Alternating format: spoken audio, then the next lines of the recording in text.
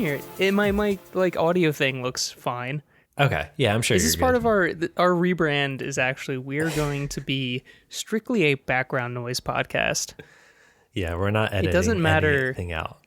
Yeah, it doesn't matter what we say. It's what you hear, Yeah. which is mostly swallowing and mouth noises. Completely unedited. Hey, how long has it been?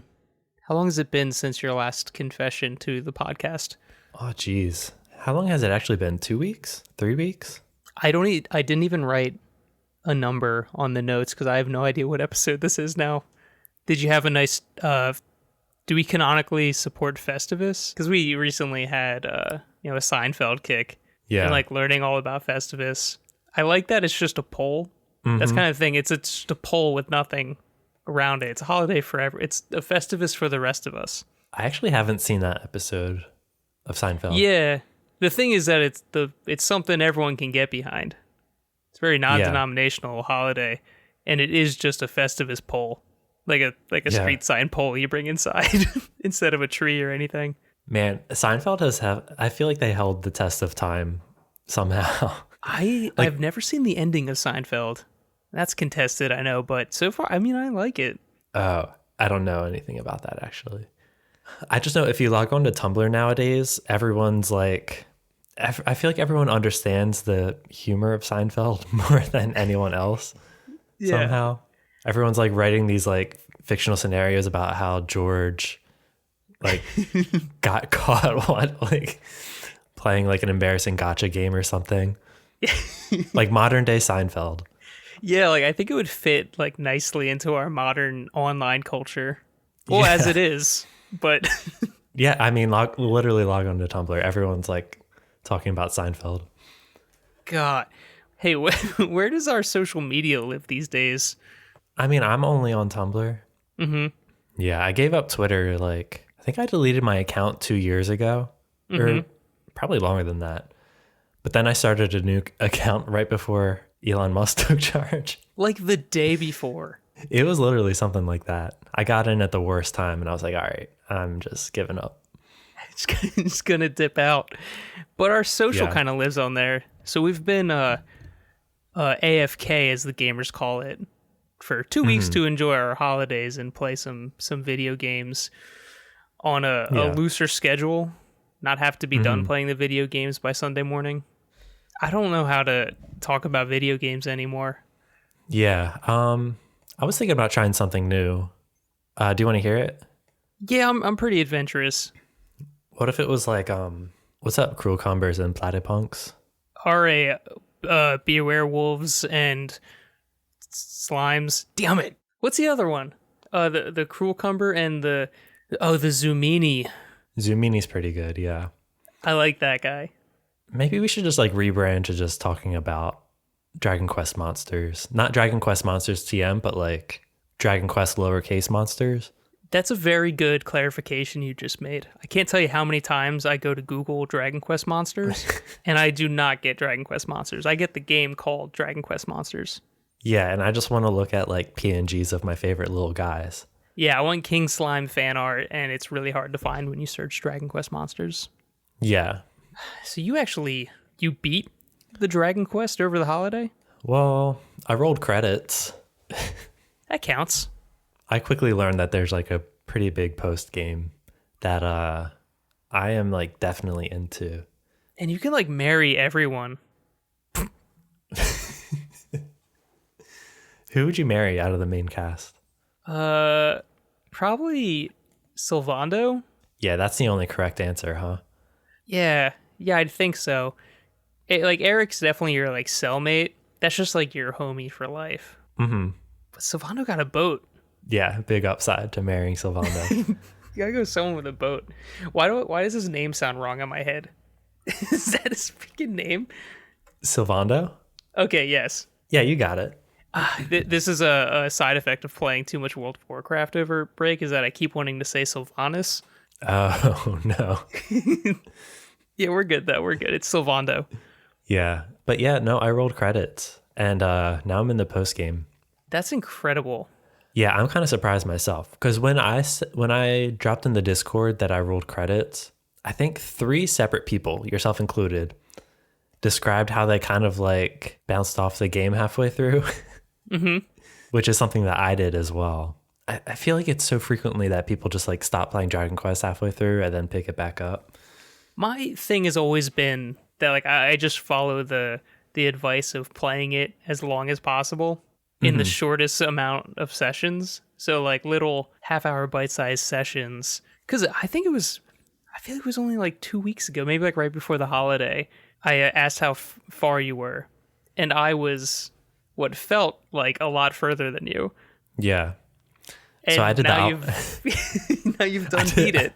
What happened? I did the opposite of that advice. I did the opposite. I don't know, dude. I just had off of work and I didn't stop playing it.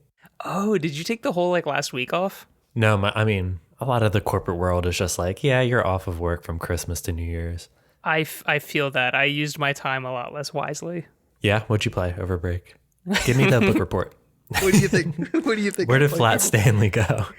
Okay, so Flat Stanley spent a lot of time in the Dragon Isles. I played the Dragon Isles. Yeah. So I was playing a lot of World of Warcraft. Okay. Yeah, I'm in it now, but I've got it down to a schedule at least. Mostly Mondays, Wednesdays, and Thursdays. I play very late into the evening. Yeah, how late are we talking? Usually like midnight-ish. Okay. You know, we get Rowan ready for bed. Natalie passes right out. So I'm like, well, I'm not tired yet. And then I ride that out until I am tired. But yeah, it's just, and like, you know, I'm running with a guild again, which is cool having like new online internet friends. But we do the big raids and stuff on Wednesdays and Thursdays. So that's been a fun little team building experience. Yeah, you get that like community there. Yeah. Fortunately, that isn't all I've been playing. Okay. I got 2 Christmas presents.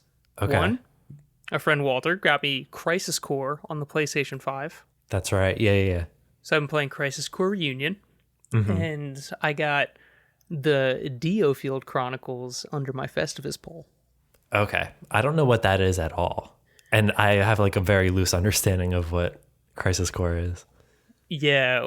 It's more like a midlife Crisis Core. So I like it. Yeah, I guess I'll start with that one. So yeah, it's now that we have the Final Fantasy VII remake, and then we've got the is it Reunion? Retrograde? Retrograde? Frick. I don't know, but they got the second half of that coming out this year. Yeah. So now we have Crisis Core something. It's got one of those R words on it. So I sort of expected it to be, you know, different from what I played back on the PSP. But this one actually is a remaster, unlike the other ones, which are remakes. It's kind of just like, they made like all the graphics a little like HD looking, but it still sort of plays like the PSP game. And how does that play?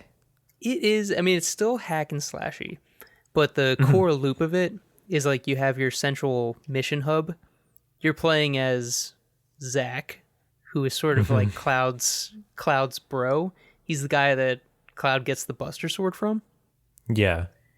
But the core thing is that you're sort of in like a mission hub because you want to be like a first-rate soldier in the big military group, and you just accept missions and then you go out and do them. So it's like a mission-based game. Yeah. I'm really charmed, by the way. What? When like fantasy worlds have like characters that just sound like people from our world. That's like Kevin. Zach. Yeah, that's Kevin. Yeah, you know who he's like running with though? So you got Zach, and then his friends are Angeal, Sephiroth, okay, Genesis. His friend is Sephiroth? Yeah, he's an acquaintance. Okay, that's interesting. So everyone has a much cooler name than Zach. Yeah, no, because in Dragon Quest XI, like the Sephiroth of that game is a guy named Jasper, and like that's like the name of a dog that my friend has probably. That's my butler. Yeah. Jasper is the name of the restaurant down the street from me. Yeah. Oh God. But Anywho, Zach. Yeah, Zach. He's Cloud's just like brooding and pretty bummed most of the time. Yeah. Zach is not that. That's where like all the comic relief and energy went. So you just play as this goofball that eventually has the Buster Sword, but nice. And like the combat's super weird. So I know you like gambling now because of the Dragon Quest casinos. Yeah. But while you're fighting, there's just a perpetual slot machine playing up in the top corner. Okay. And how does that like factor in? So like it's just, instead of numbers and stuff, it's spinning through people's faces. So like you'll get 3 Sephiroths and it's like, unlimited limit break for a couple minutes or like seconds. So you can use your big moves freely for a while. Or like you get 3 faces of this other guy and you have unlimited magic for a bit. Right. So you kind of just watch that thing go and change your play style based on how your gambling's going. It's so strange. And as you like meet more people in the game, there's more potential faces that show up in your little slot machine. Yeah. They make no mention to it being a slot machine. It's like, and it's always spinning. Yeah. It's pretty fun though. It's just not like adding anything to that remake world as we know it. Okay, that's what I was going to ask. Like, because at the end of, I mean, spoilers, I guess, for the end of the new Final Fantasy. Yeah, spoilers, 7, fools. Is that Zach who shows up at the end? Yeah, man. Okay, and that was like supposed to be like a big moment because that didn't happen in the original Final Fantasy 7. So that didn't happen in the original Crisis Core. Okay. Yeah.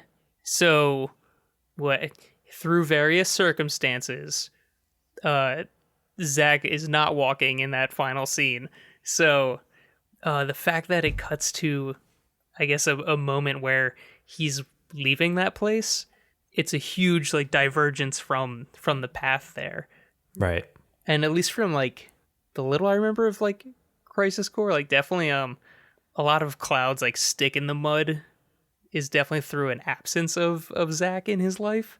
So I wonder how this will affect like the remaster stuff coming out, or remake, reunion, reintegrate, whatever the fuck it's called.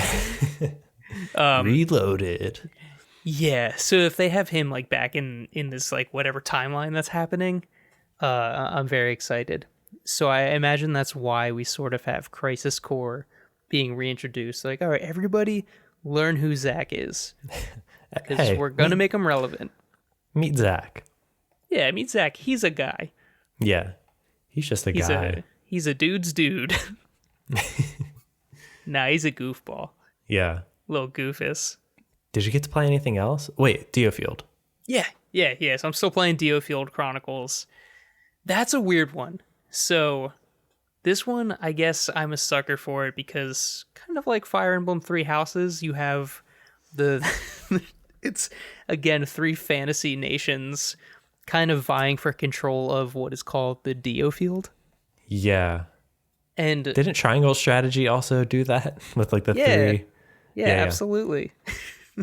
It's always kingdoms fighting over one central thing, but instead of there being like Garreg Mach in the middle, it's the DioField. Yeah. But like that's all fine. So there's a lot of just like fantasy politics going on.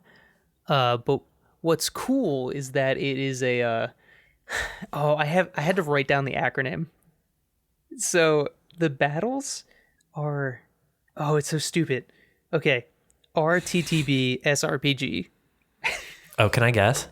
Yeah, please. RTTB. Say it again. RTTB SRPG. Okay, so we'll work backwards. SRPG is strategy RPG. Yeah. What are the first letters again? RTTB. RTTB. Real time. Yes. TB. TB. It's not Tactical tuberculosis. battle. Yeah. Real time tactical battle strategy RPG. Yes. Let's go. You did it. You did it. Yeah, so unlike an XCOM or a Fire Emblem where it's like you're taking turns moving your units around the field, it's all just kind of happening. So the enemies will have sort of big rings around them, which is like their aggro radius. If you step into one of those, they all kind of turn and start coming at you. Mm-hmm. So you have to keep moving like your full party around the board while they'll just like auto battle if you ignore it. But you have to keep moving them and like giving them commands to do different attacks. For some reason, it seems like a pretty normal like swords and you got your cleric, your tank person, you got your big guy on a horse like Frederick from Fire Emblem, whose name is Frederick. A little on the nose. Yeah, but and like an archer or whatever.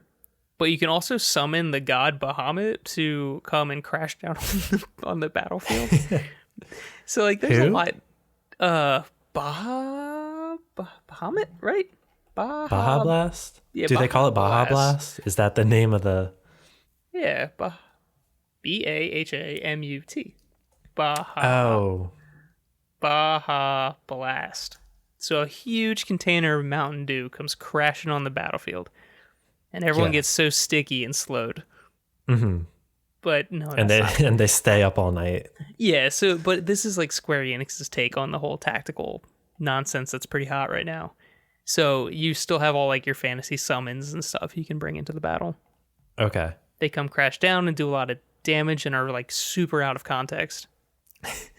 So I don't know, it's a fun game. I don't know, like the politics are sort of just like there, like everyone's fighting stuff and all the bad guys wear top hats and monocles. Do they have like twirly mustaches? Yeah, they got the twirly mustache, like we got that prospector voice. Yeah. Get to work, boys. All right, boys, time is money. But so it's just the fighting is awesome though. I have a lot of fun. Just like I'm a sucker for the big battlefields and moving my fools around, and like if they give me a good enough reason for like why they're fighting over this DioField place. Oh, and your team is called the Blue Foxes. Oh my god. Come on now. Yeah, so it's on the nose, but it's like, I don't know, it's like junk food for people that also like Fire Emblem and can't wait a couple weeks for the new one. Yeah, which might be me. I mean, I'm looking at screenshots of this DioField game. Oh yeah, so like also it looks incredible in handheld, like right at home on the Nintendo Switch. You've been playing it on the Switch? Yeah, I got it on the Switch. You know what? And it feels right at home? It feels right at home on the Switch. It doesn't feel as much at home on the TV on the Switch. Okay. It's like I tried to, I ride my exercise bike. I hold a Joy-Con in each hand so I can have like full range of motion. I don't like holding the handlebars. It hurts my back. Yeah. But like it looks kind of crunchy on the TV. But when you're in handheld mode, like everything kind of looks like it's built in like a diorama. Like little nice set pieces. So it's really nice to look at. Yeah, the screenshots that I looked at, it almost looks like that toy box kind of aesthetic. I don't know the words for what I'm trying to say, but like everything's like blurry on the edges of the screen, right? Mm-hmm. Yeah. Yeah. I guess kind of like what Link's Awakening did, right? Yeah, Link's Awakening, Tunic maybe. Yeah. What is that? And they keep doing it. What is that called? I feel like there's like a cinema term for it. And there's even there's a game on the Apple Arcade that's like that too, but it's like actual photographed diorama set pieces. Oh boy. Like Fantasian? I think that's right, yeah. Apple, we're just going to be open about Googling things on the podcast now. And that's also part of the rebrand. If you're listening at home, you can Google along with us. I'm searching Apple Arcade Fantasian, and then I like Google finish it. It's Fantasian. Yeah. This was on Apple Arcade. Yes, Apple Arcade. And it looks like cute set pieces, but this one's like, that one is like actually set pieces.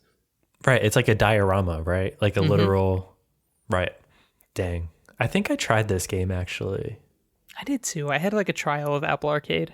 Yeah, same. Because I have the Backbone controller. Mm-hmm. Hooks into my phone, and then my phone feels like an Xbox controller with a screen. It's good stuff. Yeah.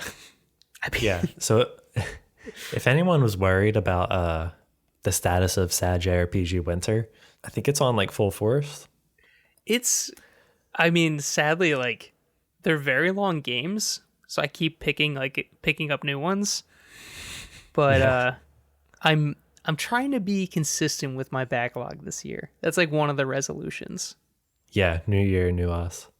And like as a proof of concept of that, I've had a sealed copy of Pokemon Violet sitting on my kitchen table for about 2 weeks now. Do you think you're ever going to get to it? I'm not allowed to open it until I get through Crisis Core and DioField Chronicles. Okay, but we also have to. All right, this January, I have a little list here. Mm-hmm. January 13th, One Piece Odyssey, which seems to be like a Dragon Quest game in everything but name. Yes. January 19th, Persona 3 and 4. I feel like you might have played both of those. I'm not too sure. Yeah, so that's not like a necessary thing for you. January 20th is Fire Emblem Engage. Yep. So Maybe I won't get to Pokemon. And right now you're juggling DioField and Crisis Core? And Crisis Core around my scheduled raid nights. Oh, God. And World of Warcraft. Yeah. And if we start putting together some streams on Tuesdays, Yeah. this means I'm gonna have things to do on Monday, Tuesday, Wednesday, Thursday. All the other days I have to, raise my child. Yeah. Actually, the weekends are pretty light. You take Rowan to the zoo, and he's like, "Sweet, Yeah. monkey." So that's easy. Yeah, but I think if we start getting some stuff together on Tuesday, I know you got some stuff you wanted to do. Oh, yeah. I mean, I just kind of wanted to do the slime stream. Dude, I'm just like, I'm sold now. I'm like a sucker for this shit.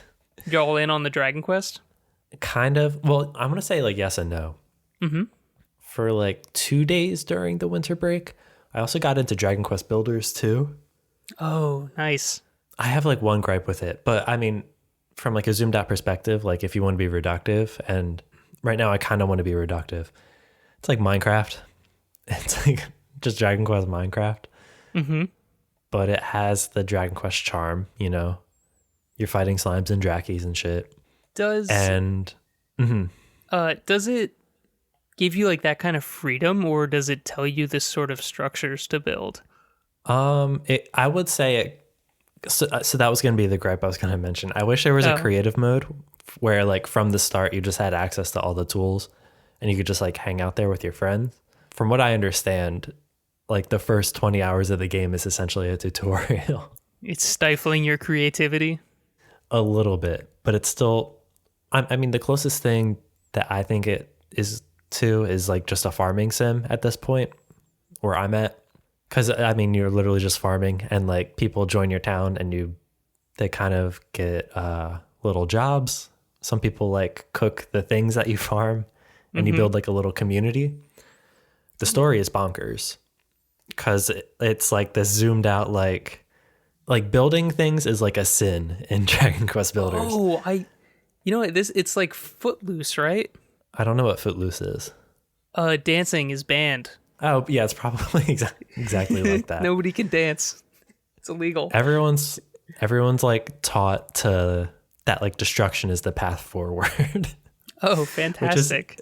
It's so funny from like a zoomed out perspective. Yeah, so I mean, you're building things and teaching everyone that building is good. And do you have to like try and get them to not break it? No, I mean, they're pretty sold on it. The concept of building. But just the religious like, yeah, if you build, you're going to hell. It's so funny to me. I like that. I wonder how they, I wonder what the plot of the first one is to have the second one be about that. Yeah. The fact that there's already a game where they built a whole bunch. But I know like all Dragon Quests are sort of like only really connected in name. Mm-hmm. Yeah. What's your next like mainline Dragon Quest game you're gonna touch? Yeah, I don't know, because like I said, completely sold on this shit. I downloaded 5 and 7 on my telephone.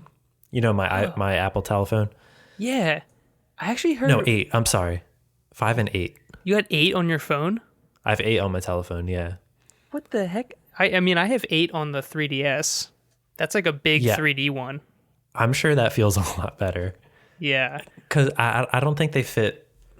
I don't love playing them on mobile because there's like, you don't have like left or right bumpers, you know, to kind of shift the camera perspective. Yeah. Which is something that is applicable in Dragon Quest V as well.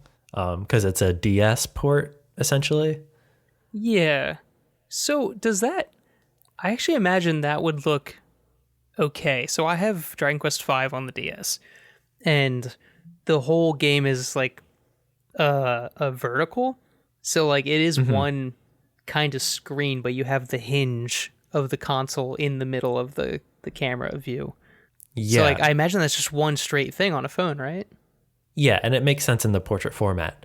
But in order to shift the camera to like look around, you have to stop walking because it's like another button press. Does that make sense? It does make sense. And, damn. Did you get to like the castle area? I don't. Where people speak in French? Okay, no, I did not. Okay. In that area, like you have to shift the camera around. Like you can't play it with just the one single view. So like, I don't know. I think some of it, it's hard to translate for mobile. Yeah, and that was kind of like the big gimmick on the DS2. Like the game sort of benefited from having the triggers. Like it wanted you to just spin it around and look how it was like, look at your big picture over 2 screens. Yeah. I wonder if it has controller support on phone. I imagine not. Ooh, maybe I just need like a backbone, right? Yeah, but the backbone would force your phone into landscape mode. That's true. I could also just play it for free on my computer. Though unless the backbone does like the Switch thing, you know, where you can hold the Joy-Con sideways. Ooh. I'll experiment. Okay. Yeah. Yeah, I don't know. I think I'm just thinking a lot about like quality of life things in these games. Like even like the castle where everyone so Dragon Quest does like this charming thing where like they'll try to express the accent through text. Like instead of the, it's like Z. Yeah. But that makes it like really hard to understand at a glance. And like, it's almost like a usability issue, I feel. I find it so hard to read those accents. Whereas in 11, you know, I get the voice acting. And I can like understand what they're saying, even though I can't really read it that well. Yeah, and I feel like it wasn't even that bad in terms of text, but I haven't been anywhere that was too bad in 11 yet. Except for maybe where you go and pick up Sylvando's ship. Yeah. You meet like that little boy who can't talk, but everyone else can talk a whole lot, and it's like through text mostly. Yeah. And they say molto bene. Yes, they do. To say thank you. At least we got One Piece Odyssey. Yeah. Which I think there's like a demo coming out for that. I'm going to play at least that. Yeah, the demo sounds like a no-brainer. That kind of is the way around my, like, I have to beat these games before I play something else. If it's free, it can jump the queue. Right. Now myself on the other hand, I will try that demo. But just to like outline, I think the games that I'm planning on playing in the next few months, I'm thinking it's going to be Persona 4 because I haven't played that before.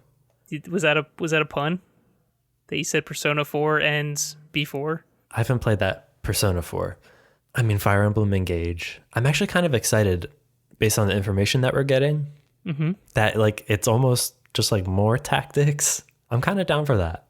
Yeah, there's like a walkthrough, like a physical walkthrough, not a guide, of like the central hub, and it's much smaller than Garrick Mach, so it seems like little contained. You know, on like my 4th playthrough of 3 Houses, I did get a little overwhelmed having like 10 teacher like activity points to spend every day in the beginning of the game. Yeah. Because I essentially just had to like keep doing stuff until I got bored. And Garreg Mach is huge. But yeah, I think Engage looks a little more contained. Yeah. And Like a Dragon Ishin I have on my list. Oh, when is that? So that we have a little bit more time for, February 21st. Okay. I might be done Fire Emblem by then. I don't know how you're going to juggle Persona 4 and Fire Emblem. Yeah, that's going to be tough. I imagine I'm going to play Persona 4 for one day because Fire Emblem comes out the day after. Yes. And then probably return to it. So I played Persona 4 Golden on Vita. And, oh, you know what? That's because that's where it was released. So I played it where it came out. But it has a difficulty setting where you set it super duper low. And if your party dies, you can just start the fight at full health. I'm so down for that, to be honest. Because I can't remember if you can speed things up too. I don't think so. But really the big difference between 4 and 5 is the dungeon mechanics. Like a lot of the social stuff is kind of the same. But the dungeons in 4, it's like no puzzles. It's just a lot of like left and rights in hallways. And like, hey, walk this hallway until you find a key to open a door you just passed. So like, it's pretty straightforward. You know, you're not really getting beefed with puzzles and other things. So you can get pretty far in the dungeons just like sprinting past enemies. Okay, that's good to know. I'll actually probably turn on those features. Because, dude, like nowadays, like, I don't have time to be... I've always sworn by the easiest difficulties, and now, more than ever, I definitely swear by them. Yeah. It doesn't take away from the fun. I'm too old to be bothered by difficulty. Yeah, me too. Unless it's like a, obviously like a FromSoft game or something where like, you know what you're buying. Yeah, totally. That's like part of the experience. But like, as I was thinking about like the quality of life things related to Dragon Quest. So, I mean, at this moment in Dragon Quest XI, I would describe the relationship as like Stockholm syndrome in a way.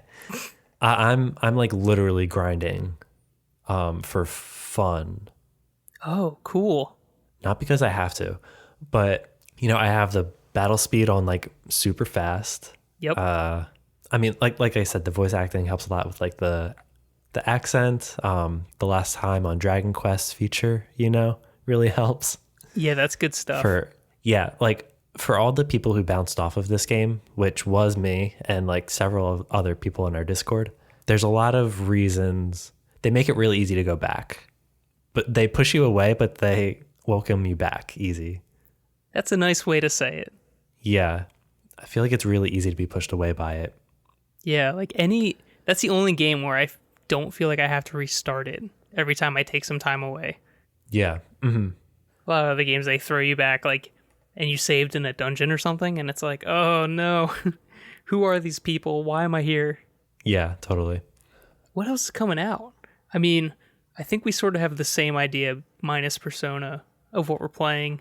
Yeah. New Octopath Traveler next month. I might skip that. The first one was really hard. Like gameplay wise, or like hard to get into? It was like difficult. Yeah. It was too hard for me. And like it's such a funny thing to say about a turn-based game. Because really it's just like these bosses are not dying and they're hitting me for so much. And something about the game did not compel me enough to feel like grinding. Like I could have and walked around a desert for a while and just killed enemies, but I don't want to. Yeah, you have to enjoy the grind, I think. Yeah. And maybe put on like a video in the background while you grind. Which I think the last game I actually had to grind in was 2 games actually. So first was Like a Dragon. So Yakuza totally. 7. Yeah, in the tower at the end. Yeah. But I was speeding through that tower because you got the Sotenbury Battle Tower, and is that a fun way to say it? Sotenbury, but it sounds like it's in Connecticut. yeah, or like Minnesota. Yeah. But you get the Battle Tower there, and it's 30 floors, that are introduced at like the exact moment of the game when you should probably, if you hadn't been killing all the enemies along the way, like the tower has been introduced at a time when the difficulty ramps up like by 1,000,000. Yeah. Which is perfect for a game that's like a love letter to Dragon Quest. Yeah. And actually. Yeah, the fact that you can still like it's like Slime Island. Yeah. Yeah. But and like the real estate game, Ichiban Confections, I definitely grinded that. But grinding that gives you an ability that makes grinding the battle tower later way more fun. Because everyone on the higher floors is weak to Essence of Orbital Laser. Who isn't weak to Essence of Orbital Laser? Yeah, nobody's taken that lightly. Yeah. So I grinded in that, and it was very enjoyable. And then the first Xenoblade Chronicles. Again, in the final, the final 4 bosses of the game, one of them is just like wildly difficult, and the AI, like all your friends, they just don't listen and they stand in bad the whole time. So like, I had to just grind stuff and get beefy. But again, that game also introduced like a pretty good path. Like, hey, just keep running through this path, and you'll probably get enough levels to beat that boss. Yeah, it's the developer saying like, hey, we know you're gonna have to grind, like, and we're gonna give you the tools to do it effectively. Yeah, like, oops, we made our boss too strong, but here you go. But we're not gonna tone it down. Yeah. So hopefully we don't have to grind too much in this SADJRPG winter.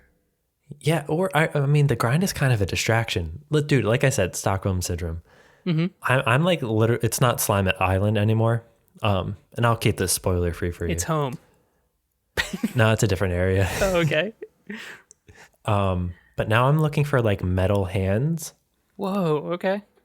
And like, it's a lot of just running around this area, trying to find the things. And then, dude, the Dragon Quest grind is crazy. There's like such a small chance that are they called metal hands? I think they're called metal hands, maybe. There's a small chance they'll show up, and then there's like a good chance they'll run away right away. Oh, terrible. And then there's a chance that they'll cast whack, which is whack because it kills you immediately. Oh, from Smash Bros. From Smash Bros, yeah, the instant death. And then there's another chance that they'll summon a friend, right? So that you'll have 2 metal guys.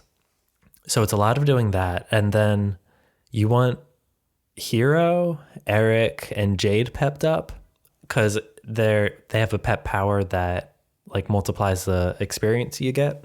Ooh. So in this one fight, I killed 3 hands and did the pep up thing, and I got 300,000 experience. What? Yeah. Oh, that's great. People say shit like, oh, this video would kill like a medieval peasant. You know how people say that online? Mm-hmm. Yeah, classic. I feel like if I showed a medieval peasant that I got 300,000 experience from a single fight in Dragon Quest, that fool would keel over. Yeah, they would explode. I don't know how anyone, let alone watching a video game, like you controlling medieval-looking fools on a screen.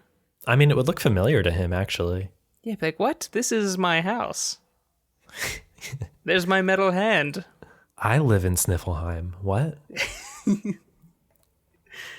So is there like because one of the things about that game is that the pet power, like, is there a way to cheese that? It's like a hidden meter, right? Yeah, it's hidden, and from what I understand, it happens kind of randomly. Okay. So when I fight fools who are not metal hands, first of all, like battle speed on the highest speed. So it happens mad quick. And sometimes they'll get pepped up, right? Now, if Hero, Jade, or Eric get pepped up, I throw them in the reserves so that they stay pepped up, and I can bring them out just for the one moment that I need them to. So you have to use Rab. Dude, I like Rab. You don't like Rab? You have to use Rab. No, that fool's on the bench. Rab is one of my favorite characters on the squad. Is he what's his deal? Is he a healer or like he's like both. He's like Bofa. He's like a healer and like he does good damage too. Yeah, I like Veronica for the dammies. Mm-hmm. And Serena for the heals? For the heals, yeah. Then Jade Okay. and Hero, and then you just swap in Eric when you need someone to sleep. Okay. And then Rob never makes it off the bench. He's old. You know, He's retired. he could use a break. I'm not letting him work. I don't have money to pay him. Hey, there's also a game called Gross coming out on January 11th. Gross? Sorry, I just glanced over at the list here, and there's something called Gross. Or, damn it, Gross. Gross. Let's see what that's about. Nasty. Yeah. Tower defense? I don't think it's for me. Yeah. Yeah, I'm going to skip that one. By next week, actually, maybe next week, actually, I'll be able to download the One Piece Odyssey demo. Is that before next recording next week? Yep. Ooh, okay, I can do that as well. Yeah. But that's all I've really been playing. Yeah, I think I just want, like, at this point we're playing a lot of JRPGs. And I think I want to set up for the year. If you're into this, I think we should make a Game Guys backlogged account. Okay. And just have like a James and Richie list. And not really for like Game of the Year, but just anything we play this year. Yeah. Put it all on there. it. Yeah. And that way, I guess other people can look at it if they're like really bored. And you want to see what we're playing? If you're like so bored, you can see what we're playing and not finishing. Yeah. That's why it's called backlogged. Definitely not finishing. Yeah.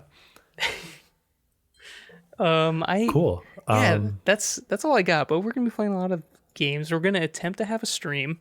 I don't know how to market the podcast anymore. Twitter fucking sucks. Tumblr's a little weird. People like when I post pictures of Kasuga Ichiban. Mm-hmm. So that works. And I feel like that's what that platform's for. I don't know if it's like a good platform to like promote things. No. So I ideally maybe I don't know, maybe let's print out flyers. Word of mouth. I'm just gonna like walk down the street and tell them about GGA. Yeah, if everyone can tell their dad about us. Mm-hmm. And if everyone tells one dad about the podcast, that's at least a couple of new listeners. And like maybe your dad will tell his dad, you know? Yeah, maybe we'll put it up on the break room at the mill.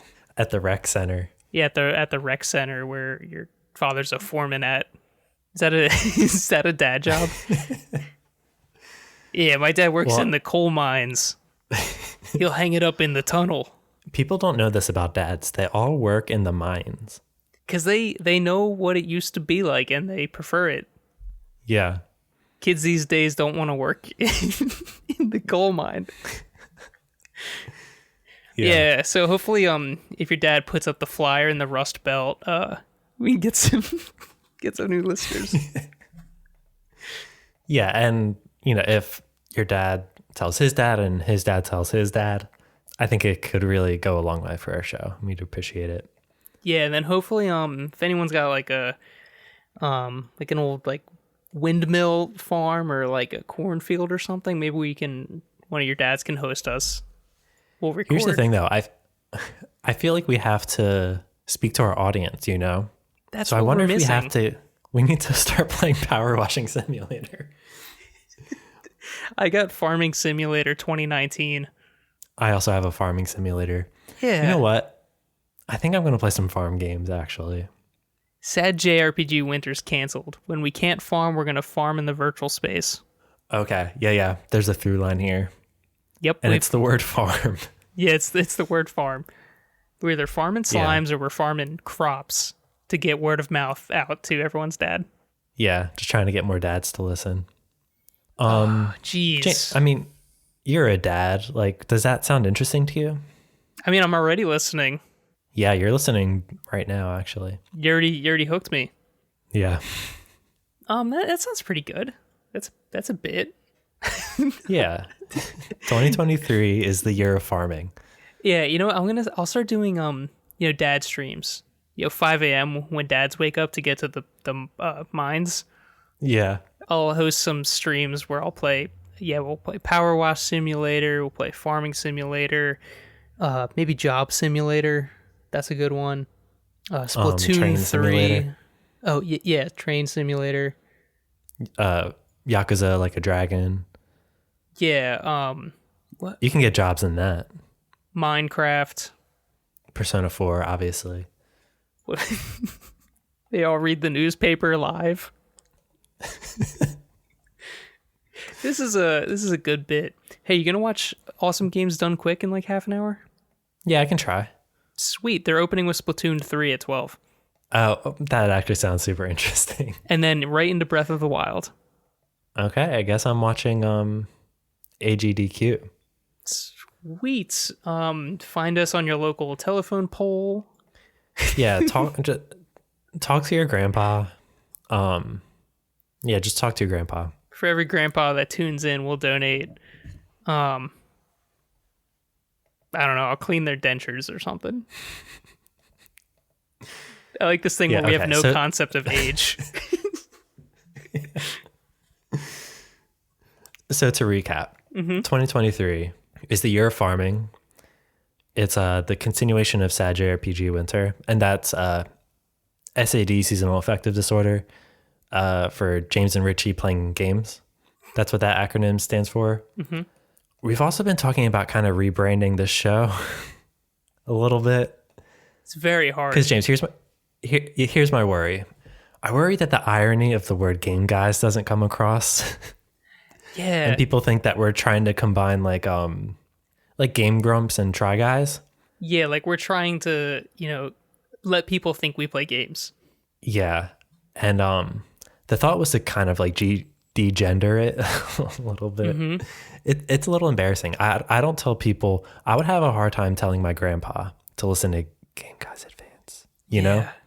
Or like I'd have to say like James Guys or just like GGA. I say GGA. Yeah. That's how I call it. And just like the guys advance part, like men don't need to advance anymore. We're fine, and we can be like we're fine. soup. That's the new podcast name. Soup. So we're thinking about just GG Advance, because that way GG could stand for anything. I mean, great grandfathers. Oh. Great goofs. Growing gardens. Great goofs.